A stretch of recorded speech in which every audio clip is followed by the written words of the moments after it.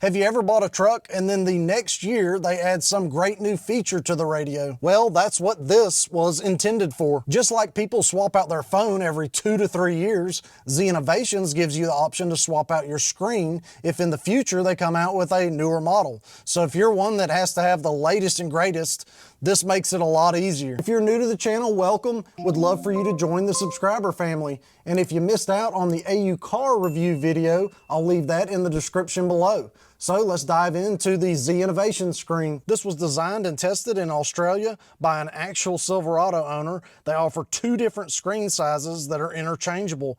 The one I have is the 13.1 inch screen, but you can also get their 12.3 inch screen. If you decide to go with the bigger screen, there is a vibration issue when going over bumps. I've got a foam piece that I'm gonna stick right behind here to keep that from shaking as much, but they do say that there's a fix eventually going to come for that. Most radios these days have this exact look where the screen is raised and the vents are below. This is my wife's 2025 Honda Pilot radio, and you can see it looks very similar to this design. It's also much easier to troubleshoot if you have problems or a warranty issue.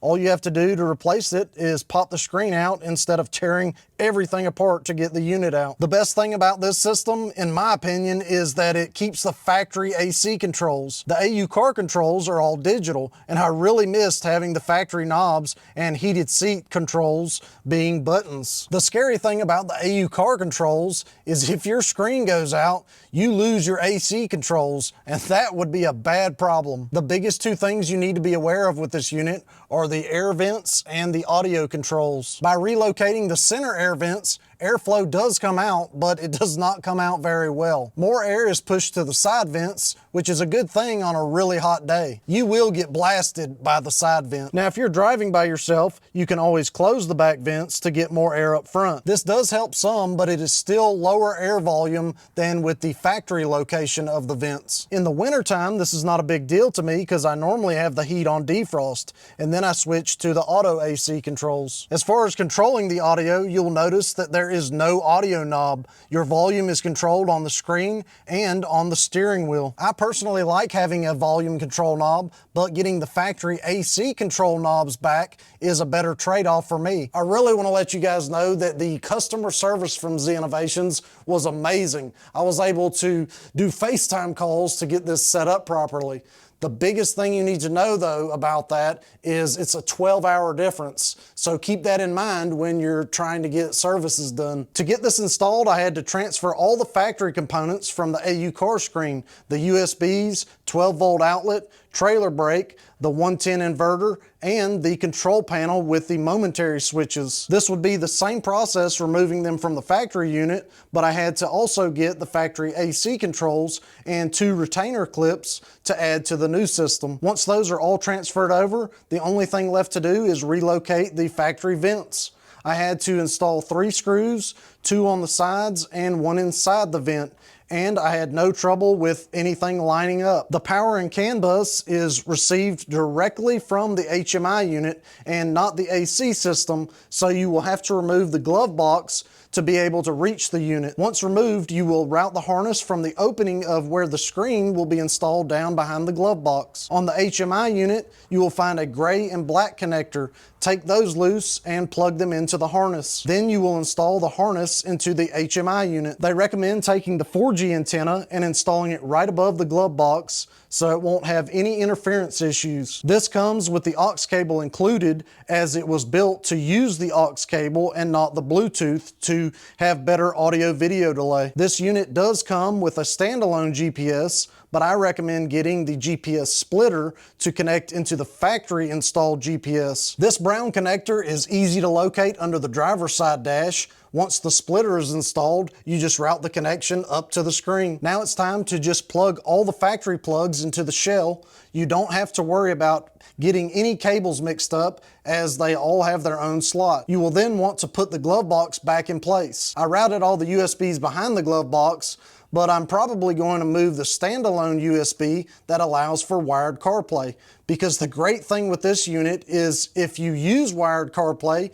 you can also use your phone's hotspot for internet at the same time. Now you will start installing the shell, clipping the bottom end first and installing the 4 screws. You'll have to take your hand and push in on the vents a little in order for the top to move into place. There's a silver trim piece that you'll clip into place, and now take the screen and install all the plugs into the appropriate connections.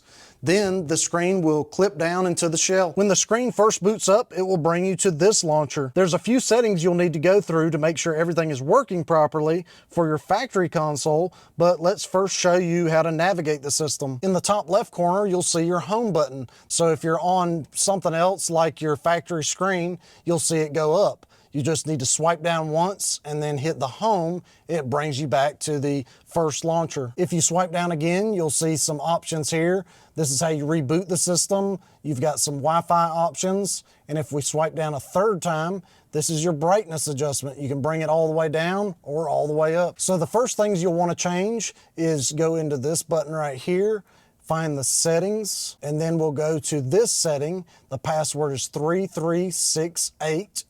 Confirm. If you scroll down, one of the things they want you to make sure of is that your screen is set up for left-hand drive, and we're good. We've got that right there. And then the bottom one is right-hand drive. Continuing to scroll down, under original car agreement, they want you to make sure that the AC information on-off is turned off and the door on-off is turned off. And if we go to the vehicle settings, now this is one thing that I did have to change, the screen display resolution. My screen was not showing up correctly, so I had to click on that one, and then I had to select 1280 by 768. It was set to 800 by 480, but once I changed that, everything worked correctly on the factory unit. Once you adjust those few settings, you can start manipulating the system to be what you want it to be. If you go to settings, I'm actually using the Vivid launcher. If we go to 3368 again, and then we click on that, if you scroll up to your launcher, home launcher selection, you click on that, it comes with 4 preloaded options. So we'll just click on a different one, and that's a different launcher that you can use for this screen. So this is the launcher that I'm using right now, but there is an endless amount. If we wanted to go back to these apps, and I downloaded the Nova launcher, so you can check that out. It's a lot more simplified, and you can add whatever apps that you want on that home screen. Going back to the Vivid launcher, the way I have this set up is if you go under settings, Vivid launcher is the default launcher. If you want to change that to the preloaded options or the Nova, you would do that right there. And the thing I love about this one is if you go under automation, I like my factory radio to come on every time I crank the truck. So this boots that app up, and it does not go back to the Vivid launcher unless I want to. So when I climb in the truck, this is what you see right here. And in order to get back, you would just swipe down from the top left and hit home, and you're back to the launcher of your choosing. There is an endless amount of ways you can set this up and different launchers you can use, but let's move on to the phone connections. This unit is intended for you to leave your phone connected to the factory radio console and use the aux input for audio. You will, however, need to connect your phone to the SYU Android for wireless CarPlay. I had several connection issues with the AUCAR unit getting it to connect to CarPlay, but this software works much better. The only issue I've run into with the ZInnovations making calls connected to CarPlay is being able to hold down the steering wheel to engage Siri. Sometimes it works and sometimes it does not. The fix for that is just to say, "Hey Siri, call Michelle." Calling Michelle. Mobile.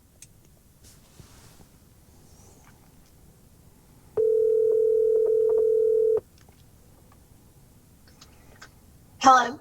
Hey, can you hear me all right? Yes, I can. All right, bye. Now, if your truck radio came with CarPlay, you can always just use that instead, and you will still have a bigger screen than from the factory. I love the way I have this set up because I've kind of separated my factory system from the tablet features because it loads to the factory system as soon as I get in the truck. And then I've got the tablet portion with all the apps when I want to use those. And as far as the apps, if you go here, swipe down and hit the home button, let's look at some video apps. You can download anything from YouTube to Netflix to Prime Video right here on this tablet. The only thing you need to make sure of is your audio of the factory system is set to the aux. And once that's done, you'll get all of the audio from the tablet portion. This being landscape, your videos will fill the screen. When watching a video on the AUCAR screen, you have to adjust the screen to show landscape. But this unit is already correct. Pulling up a YouTube video that I created, we'll take a look at the audio video delay.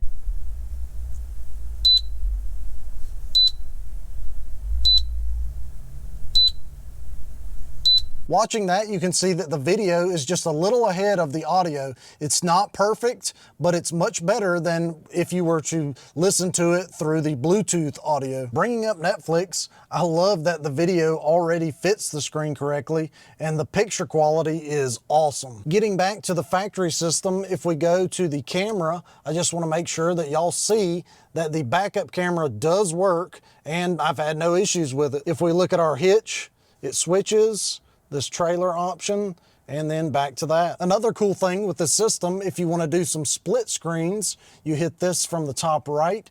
Let's say we want Google Maps, and then we want that Netflix on the other side. So you've got your maps over here, and then you've got the video playing right over here. So this does have several different ways you can do split screen. And if you want to close apps, you would click back on that and just swipe those up. A great feature when you swipe down from the top, no matter what screen you're on, you'll be able to see the time and the outside temperature. So which screen do I prefer? Well, straight out of the box, the ZInnovations is much easier to set up and the connections are a lot faster. And you really can't beat those factory AC controls. Having those back in the truck makes a world of difference. I do think the AUCAR unit looks very nice and sleek, but I like the design of this better because in the future, if I want to upgrade, I just pop the screen out and that's it. Now, I've only had the ZInnovations for a couple of weeks now, but it does seem like the quality is a little bit better than the AUCAR unit.